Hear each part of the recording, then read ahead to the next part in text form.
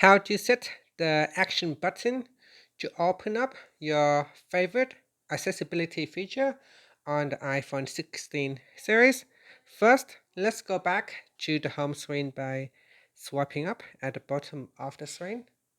Now from the home screen, tap on Settings. Then in the Settings page, we scroll down and then tap on Action button.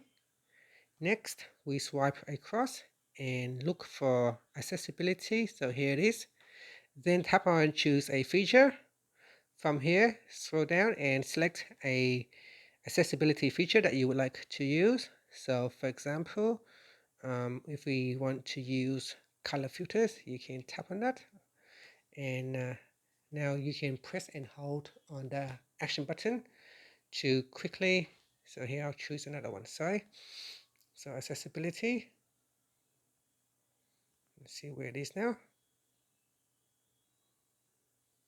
So accessibility, color filters. So now if I touch and hold on the accessibility button, that will allow me to quickly switch to black and gray screen.